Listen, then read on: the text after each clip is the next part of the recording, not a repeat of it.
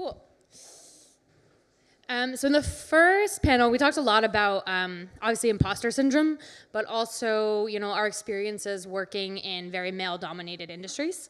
So Yande is with Binance, which is a crypto company, a crypto exchange, which, as we know, is perhaps even more male-dominated than some of the other tech industries. So today we're going to chat a little bit about your experience and your story. And then, yeah, as I mentioned, anybody that has anything to add to the conversation, we welcome this. So yeah, maybe start with a quick introduction to yourself. Cool. Hi, everyone. And first of all, thanks, Thea and the team at Stitch for facilitating this conversation. I think these conversations are super important and need to happen, particularly in the Cape Town tech, space, and just with women in general. It's super important. Just a bit about myself. So as Thea's mentioned, I am currently the operations manager for Southern Africa at Binance.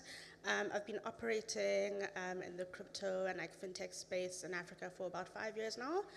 For context, Binance has been around for 6 years. So I think, as Kalanthia touched on, super frontier industry, emerging industry. There are no playbooks. So yeah, we're just building and learning as we go. Had 3 years at Luno, moved on to Chipper Cash, where I basically built out their crypto operations, and they're basically a remittance platform, also quite closely related with the team at Stitch. And yeah, that basically led me to my current role at Binance, where I manage operations for Southern Africa and work quite closely with the team at Stitch as well. It's been really great, and actually contrary to what Thea mentioned, Binance has a really great representation of women in leadership. So currently I think we're at about 40% of women in the team globally, and 50% of the C-suite are women, which I think for me is incredible. And also really sort of motivated my decision to join the team there. So to Seema's point, I think it is a privilege, but I'm at the point in my career where I can make decisions in terms of where I go and what companies I align myself with, and I understand that sometimes people aren't always in that point in their career as well. So I think it's important to realize what you can derive from a place in the time that you're there.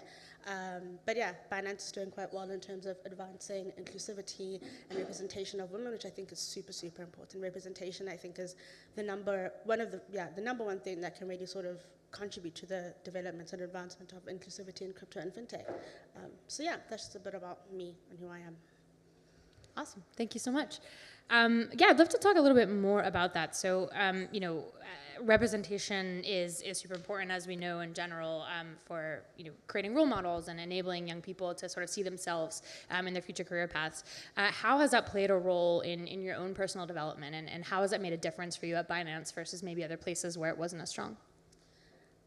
Yeah, it's been huge, right? So I think the first place where I really experienced the power of representation was when I joined the team at Chipper Cash. I was previously at a company that was based, in South Africa, and I never really worked with a team that was mostly people of color, Black and young, and doing excellent and amazing work. And I think that just completely shifted my mind in terms of who is able to actually be successful in the space. I think previously my idea of what success looked like in the space that I was operating in was white and male, and moving to Chipper really completely shifted my mindset in terms of who is able to take up space and carve out their own niche and make an impact. And then that sort of just led me to Binance. And I think even at Chipper, I had consciously made the decision that I would, hopefully, if I had the chance, to never work in an environment that was not diverse. Because I think, as Seema mentioned, you end up fighting so many battles that actually take away from the work that you're trying to do. And at Binance, luckily, I think we still, super diverse in terms of race, but also, as I mentioned earlier, really, really strong female leaders. The co-founders are female and women, and really are there to sort of, just challenge and develop or push for inclusivity across the board as well. So it's really been helpful. I think Chipper was the first place where it really shifted my mindset, and Binance has just contributed to that in the form of women and also racial diversity as well. Amazing. And how have you found your way to sort of have a bigger voice? As you said, one of the things that you kind of struggle with is finding that way to make yourself heard in those environments. So how have you overcome that? So yeah, funny story. I think when I started off in a customer success team. So I think if any of you are familiar with like the tech space, kind of bottom of the barrel. Unfortunately, that's the way that those teams are looked at or perceived. But that's actually where I learned a lot of what is sort of, yeah, I guess assisting me and helping me today. But yeah, just in terms of finding my voice, I was the person that would always shy away from speaking up, would not really speak up unless I really, really had to, until I realized that the things that we're thinking were things that were coming up and actually in some instances going wrong. And I'm like, flip, like I probably should have said something like when I thought about it, right? Because I might have been able to raise this flag. And I think it's really something that is in some instances really difficult to develop, and it's really important to try and find your voice and like really understand what value you bring to a particular space. I think where I really started gaining confidence in my voice was where I started looking at the industry and the space that I was working in at a macro level. So not just like looking at it in terms of like, oh, like what company am I at right now, but where is the space going? Who am I in this space, and how can I make an impact? And really understanding the value behind my voice. And I think cultivating that, which is not easy, might I add, for those who are starting with their career, has really, really helped me find my voice and be confident and have surety in my voice. And yeah, given me confidence to sort of just raise it and be heard and speak up. And how, like, do you have maybe examples of like certain instances when you have faced this challenge and you realize that like, speaking up or having your moments to really share that opinion has made a difference for you or for others that you're working with? Yeah, definitely. So I think I mostly in my time at Chipper Cash. So like I said, I was there building out crypto operations. I was the first person that they'd hired in crypto in the ops space. So they had one crypto engineer, and I was the crypto operations person. It was just me and this crypto engineer, and he was really good at the tech stuff, but not so good at the ops and like customer and like user facing stuff. And I got there, and they had their own way of doing things, which was not great in most instances. And just during my time there, I think I like reduced, how much inbound conversations they had by like 40%, and really just increased the way and like the efficiency in which like the product operated. And I was able to speak up and like say, hey, like, yeah, I get you guys are doing this, but you've brought me in to like carry out this role, and I'm going to speak up in the instances where I feel like things aren't being done in the best way or like in the most appropriate or efficient way. And luckily, because of the level of representation that there was, I felt safe enough to raise those concerns in a space where it was mostly young people of color in the space. It was welcomed, and definitely affected quite a bit of change in that organization, and still continues to run quite well based on the contributions that I made. Awesome. And yeah, obviously that makes a difference, right? If there's others in the room that look like you when you're having that conversation. I think one of the things we didn't touch on in the earlier panel was this idea around difficult conversations, right? So, as women kind of rising in your career, often you have to ask for things like promotions or a raise, or if you're getting a new job and switching companies, we have to be our own advocates, right? And sometimes that sort of unconscious bias or that imposter syndrome kind of kicks in to say, okay, well, you take what you're given, or you're not worth as much as maybe you think. And often I think we don't kind of ask for as much as perhaps our male colleagues would, and therefore don't get it, right? So how do you approach those sorts of conversations, and do you have any learnings you can share with other women? Yeah, definitely. So my thing in terms of how I've managed to, like, I guess, conquer that is just like being really entrepreneurial in the way that I look at my career. So I understand that I work a 9 to 5 and I'm an employee, but going back then to what I said earlier about recognizing the gaps that are there and understanding the value that you bring and knowing what type of impact you can make, really gives you the confidence to ask for things that you feel like you are deserving of and are worthy of, and also be open to getting some pushback, but then being able to stand your ground as well where you are met with pushback. Just being entrepreneurial about the way that I think about my career has really, really helped me in this instance. Also, going back to the point that was raised earlier around men and like what allies can do, I think salary transparency is really, really key, just in terms of like giving women the tools to be able to feel confident enough to have those conversations, because I think that's where it actually starts. Like, I think it's one thing having the conversation, but if you don't even know how to start that conversation, you're even like far worse off, right? So I think it's just about also, this is where I guess allies and our male counterparts come in, is just really being transparent in terms of what does a landscape look like? I mean, no one has to give a specific number in the salary, example, but what's the ballpark like?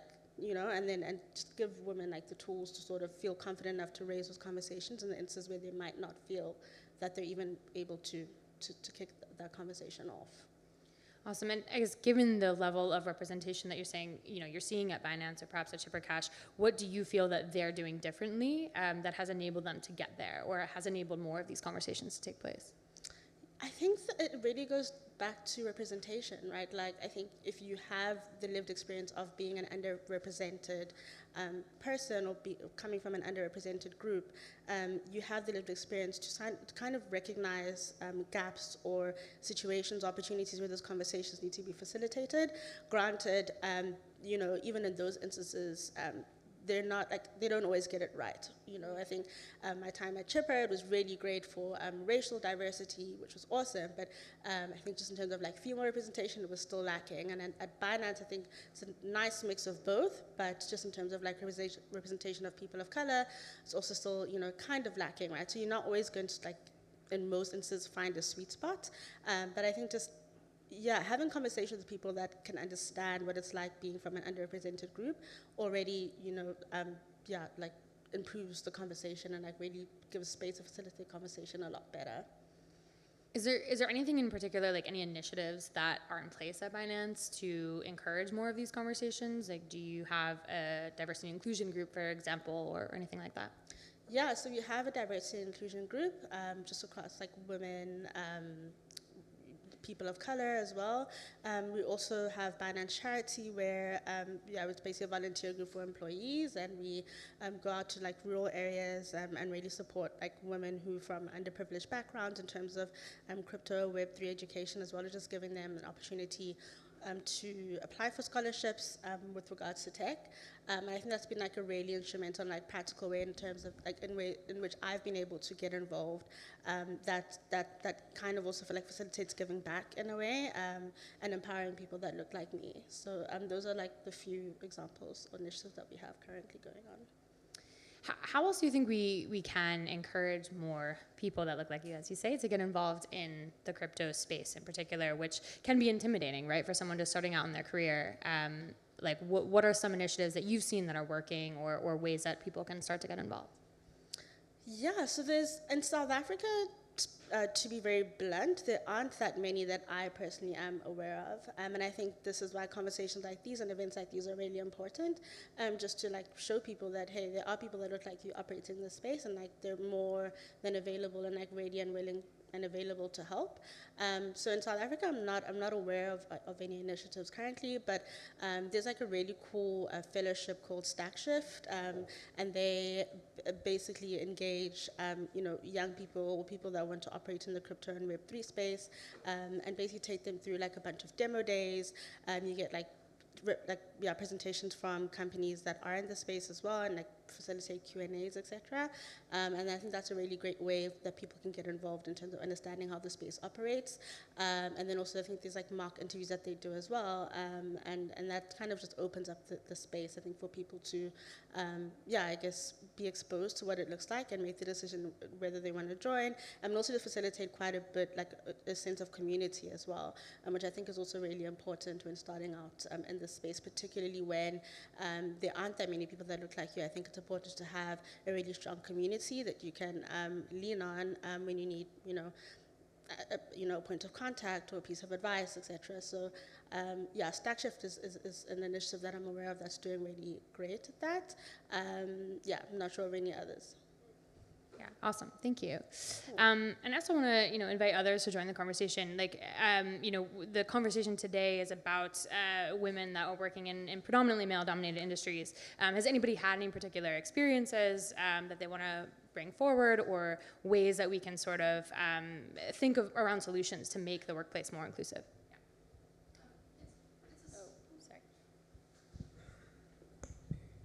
It's a small one, but small is often actionable for people. So what I've had the experience of doing is setting aside time and then making that time useful to people who look like me, who perhaps don't feel as confident in the space as I do. So whether that's been, I met a woman once at a meetup who was applying for an internship and she wasn't confident in her cover letter. And I said to her, send it to me, I'll proofread it, I'll give you some feedback. Did that and she got the job. And, I have no doubt that that was because of her, but it just gave her that little bit of extra confidence to have someone she could trust say, that looks great, and these are the changes you can make. And I think that's a small, actionable way that we make the space change rather than having to, take big, hairy, audacious steps. Yeah, totally. Others? No. Okay. Yeah, so I guess, back to like your personal experience, you mentioned actually your sister who is here. I don't know where she is today. Yes, hi, just starting out your career in tech. I guess thinking back to your very early days, what was it like? Like share a little bit more about what it was like, maybe going after or getting that first job in this space, and how were you feeling when you were just starting out in your career? Yeah, so it's actually really random. And I think, like I said, I've been in this space now for 5 years. So 5 years ago, things looked really different to how they look now. Like really different, but also still kind of the same. So it was really random. I just needed a job, and I happened to speak Italian, which is actually the reason why I was hired at Luno to begin with. Yeah, so, and then when I was there, it really opened up like a whole new world of what, being busy doing meaningful work looked like. I'd never thought that I would work in finance particularly, but when I got there, I was like, oh wow, like this is a really interesting and cool and innovative way to like make an impact. So it was really scrappy. I joined Luno like sub 100 people. You did like kind of everything, right? Like you would sit in rooms with product and like really brainstorm what a product might look like. And you'd also, chat to the finance team around certain things. And as, time went on, things got a lot more sort of bureaucratic. And, generally when you scale, things aren't as open and flat as they once were. But a lot of what I know today and what I put in practice today came from those early days when I was at Luno. And I think that just also speaks to the fact that, like, where possible, and I think someone mentioned this earlier, like it's really important to be conscious that you're not gatekeeping and like you're giving people a fair opportunity and like really trying to operate in as flat of a manner as you possibly can. And so yeah, that's what it was really like. It was like really scrappy, really fun, a bunch of young people just like trying to build this crypto app.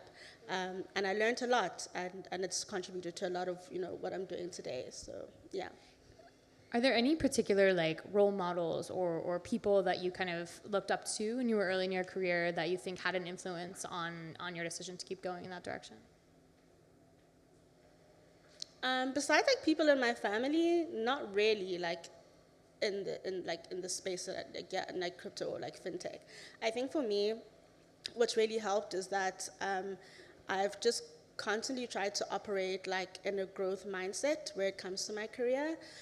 So in spaces where maybe there wasn't space for a woman of color to fully thrive and be supported, as Seema mentioned earlier, I really just put my head down and learned everything that I could possibly learn so that I can take that into the next phase of my career where I might, be able to be supported, right? And then like apply those skills and also apply them in a way that would probably flourish a lot better than it did in a previous environment for whatever reason. So yeah, I think there's, and this kind of just also speaks to the lack of representation in the industry. There really weren't any, females that were operating in this space that I was aware of. And so I can't say that there was a singular role model. I just, had a few goals and yeah, just figured out, or rather tried to achieve them the best way that I possibly could, and that's kind of where I am today. And I think currently, like, there still aren't really, like I can't say that there's a single woman that was like a role model and like I was really trying to like emulate or who informed my career path. I think I really tried to carve that out for myself. Not to say that people shouldn't look to role models and people that inspire them, but just for me it was a bit of a different story. Can't say that. Yeah, and yeah. Oh, great. Okay, sure. Let's do it. Jessica, you can talk now. Yes. I can't see. Okay, great. I was not expecting a camera on. Do I need to turn it on? No, it's okay. I just don't know where to look, so don't mind me. That's fine. So I'm actually going back to the previous question that you addressed to the audience, just around your own experience. And I think the 2 points that I have for that is kind of echoing what was said in the initial panel around finding someone that you can that can mentor you. I think validating, whether it be imposter syndrome, whether it be your ideas, or just giving you the confidence, similar to what another attendee mentioned. That's probably been the biggest thing for me, is just having that echo and someone that backs me. And then the other side of it, which is actually coming to me in the last hour, and I often look at LinkedIn or situations such as this as representing. I actually work for Stitch, so representing Stitch and looking at my career, and I don't often think about it as performing or kind of showcasing myself as what I represent, whether that be as a female, whether that be within my age, whether it be within the role that I have. And I think an interesting thing is when we look at the hiring funnel, and Dean was saying that they would get to the end of it, and if she didn't have females, she would start it over. And a lot of that is whether it's unconscious bias and not pushing them through the funnel, female candidates, or whether it's the female candidates not actually applying for a role. And I'm trying to think about the environment that I want to create for the companies that I work for, and how do we make it comfortable for females to want to apply, and not just for the role and for the company. And I think we have an important role to showcase ourselves, show the company that we work for, show the achievements that we're making. And I think that will either create a scenario where you can be a mentor for someone that doesn't feel comfortable, or a female that doesn't feel comfortable, or they feel like, okay, I have a lot of buy-in to this company and I'm more inclined to apply for it.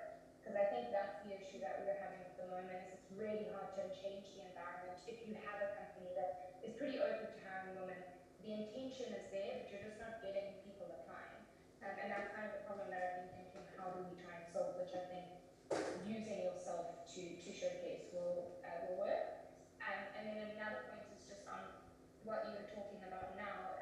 I can echo the same as you, in that I actually also didn't really have a female mentor growing up that I think shaped who I am today. And sadly enough, for the first like 6-7 years in my career, I actually saw the adverse of it. I saw a lot of women in power that potentially, were not really doing what they should be. I think they were trying to be very masculine and not necessarily showcasing themselves in the way that they should.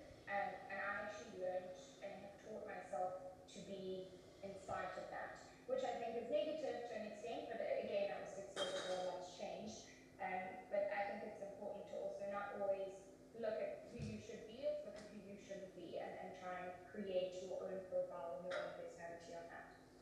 That's it for me. Thanks, Jess. Agreed. I love that. And I think, too, when I was looking at joining Stitch, that was one of the things that stood out to me, was how much representation there was. And it created an environment, I think, where people saw that and said, okay, I can feel comfortable here. I can be myself here. And that's huge. And, sometimes that's from the founders, and we love our founders, but often that's also from everybody else. And so, I at least try, from someone who runs marketing for Stitch, to put the faces of our team out there as much as possible, because that's who you're going to be working with on a day-to-day basis. That's who your people are at the company, and that's really who we are. And so the more that people can see that, I think it's super, super important. Yeah, I think something that's also just come to mind is how sometimes people might look at women from afar and think oh yeah, she's slaying, she's doing it all, she's in the C-suite or whatever. But I think what's really tricky for us as women is to also kind of showcase our vulnerability, even in the positions that we occupy, because you really want to be defensive and kind of posture in terms of the fact, posture the fact that you are doing amazing in this role, but there isn't a space to have conversations about the things that make us vulnerable. And I think that would also really help people that are earlier in their careers or are trying to get into the space to be yeah, I mean, she's doing great, but she still struggles with A, B, C, and D, right? Just to also kind of show people that yeah, you can get into a space and still struggle with, for example, imposter syndrome, but a bunch of other things, right? And yeah, I wonder how how as women we might move forward in terms of showcasing our vulnerability as well, and feeling safe enough to do so without also feeling that so like it would threaten our position or what we're currently doing. I think it's an interesting thing to kind of think about. So yeah, totally. I think it's also like a social media, I guess, result too of like, obviously we always put our best foot forward on social media, right? So when you look on LinkedIn, it's everybody's like most successful elements, right? On Instagram, it's like your highlight reel. We all have other things that we face as well. I remember someone that I worked with here had asked, a younger woman had asked like, oh, you seem to have it all together. Like, do you ever experience imposter syndrome? And I was like, all the time, like constantly ask myself how I got in this room. But like, again, to a degree that's healthy. But like, I think when you constantly just see people, looking confident and seeming accomplished online, obviously there's a lot more behind that goes into it. Other comments, questions, stories? No? Yeah? Yeah, please. Of course.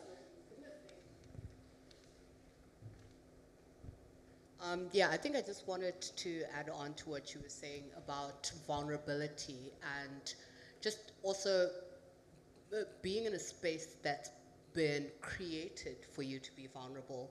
Because I think one of the things is like also like not knowing when is it okay for me to be vulnerable, when is it not okay? Are the people that I'm sharing this room with okay with me being vulnerable? So I think maybe a lot of the onus on vulnerability comes from the actual company or the organization to create the space to allow for that level of vulnerability. I think that's just what I wanted to add. Yeah, I completely agree. Oh, yeah. My heart is racing having to speak in front of so many people.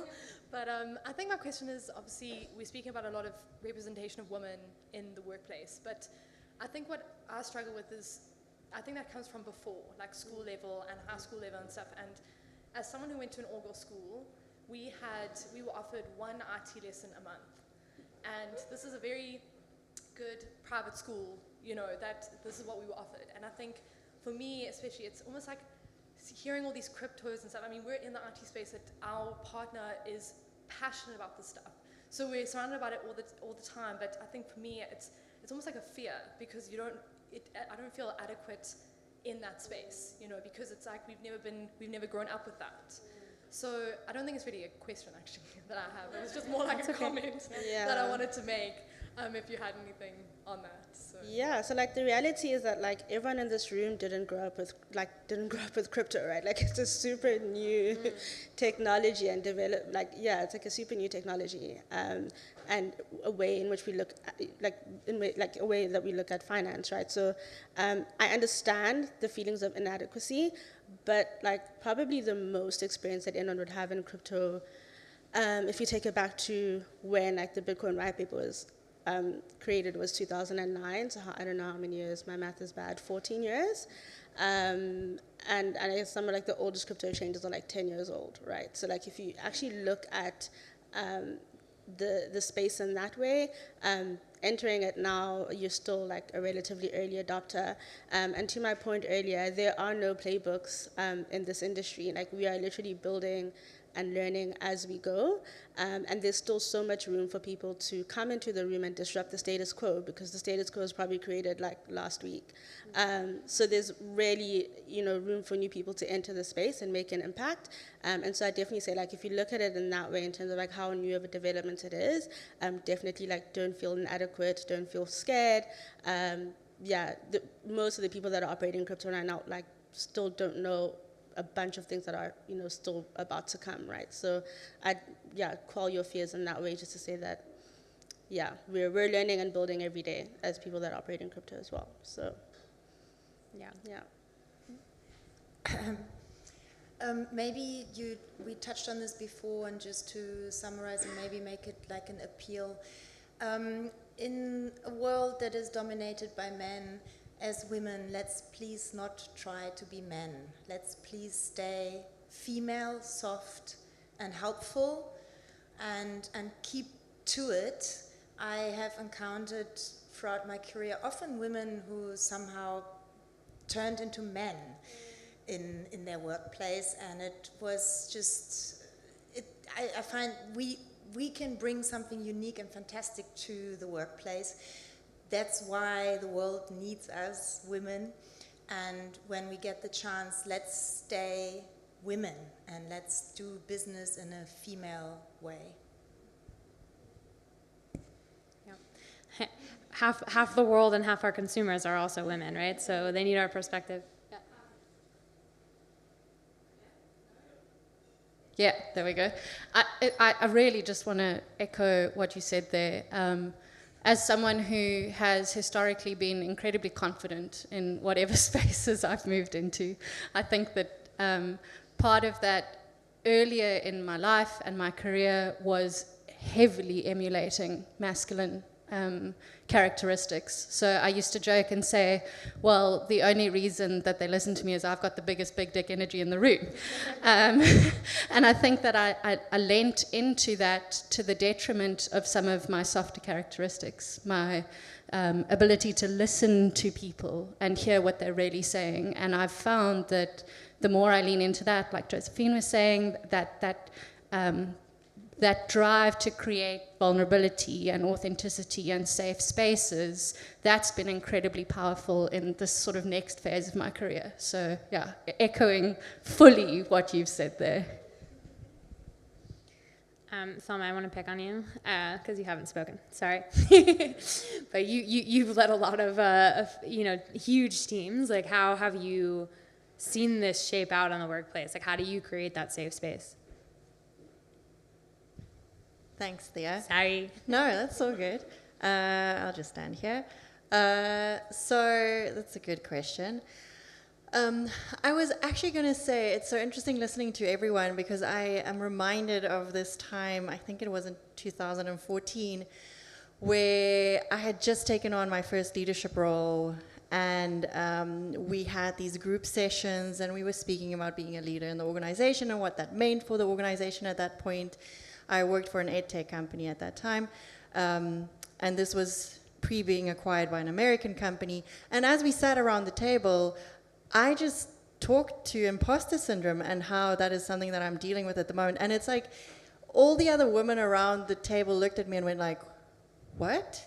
Like, you admit that you suffer from imposter syndrome? I'm like, yes, of course. Like, and how that just opened up the conversation, because a lot of people were like obviously holding this, and it's causing a lot of anxiety and fear. And like just by having the conversation, like we said earlier, it really helped, just helping each other, like understand you're not alone.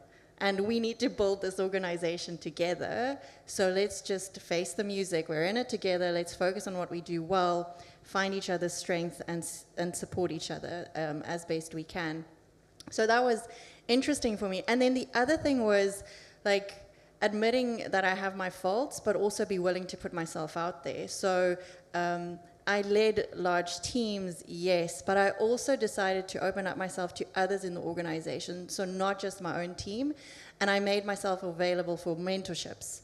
So to an extent where I actually had to start saying no, because I also have 4 small people at home that I need to take care of, so I couldn't open up myself too much, but I had to know what my own limits were in terms of like being able to be there for other women in the workplace, and other men who might want to kind of reach out. Of course, it's easier to partner with someone who looks like you, who can help you kind of understand your journey a little bit better. But those are two of the things. So admit that you are in the same boat to a degree, and then also opening up yourself, like being vulnerable, so that others can kind of lean in and learn from you. Beautiful. Thank you, Thelma. Anyone else want to share? Anything else you want to add? No, I think just the last point is like just like as women, like let's lean into our bravery. I think we are smart enough, we are adequate enough, there is nothing that we need to fix about ourselves. I think from this conversation we've been able to derive that it's mostly the environments in which we find ourselves in that need quite a bit of work to cultivate a space where we can fully thrive and flourish. And so these conversations are important, but I think it's also important for women to not hold on to the fact that they always need to read like this leadership book, can go to this course, or like do this one extra thing so that they like feel that they're able to take up space in a room. Like if you find yourself in a room, I think someone mentioned it earlier, if you happen to find yourself in a room, it's because someone believes that you deserve to be there. Another thing that I found is like if someone comes to ask you something, whether it's about the industry that you operate in or whatever, it's because they don't know, and they believe that you're the person who can give them an answer. And so even in those moments where you feel like scared or inadequate or you have feelings of imposter syndrome, they've come to you for a reason. And I think you should take up space and like really fully like lean into it. And yeah, and understand like there's nothing as a woman, like there's nothing that being a woman does that like impedes you or makes you less than. You're fully as capable as anyone else that you happen to encounter. Thank you. I love that. I also just want to share like a quick story from my experience with Women Who Build, which, you know, we hear this all the time actually about like women who are trying to build companies who feel, okay, I need to get to XYZ traction before I can even ask for funding, or I have to do, you know, this, that, and the other before I'm even like worthy of being considered for this type of thing. And we had this woman in our group who came to one of our events in Kenya, and she had a company, and she was, the event was kind of, you can come and like share anything, any ideas. It could be a company, but it could be like a podcast, it could be whatever it is, and get feedback from this room of like super amazing, you know, senior level and junior level women, just like, you know, in a safe space. And so she shared her pitch. And like the last thing she spoke about was her traction, which was so impressive for someone who had not raised funding. And like everyone in the room was like, no, like you start with that, you know, like bring it to the front, be confident, like, you know. And because I think if that same pitch had been given by a male colleague, it would have sounded very different, right? And so we all kind of just like went at her and helped her change it. And then a couple months ago, she raised a few $1 million in funding, which was so exciting. So like it's just that sometimes you just need to be told, and told in a way from someone that is like you, right? That gets it, that, you know, you are worthy, and you can start perhaps even earlier. Yeah. So thank you so much, everyone, for coming.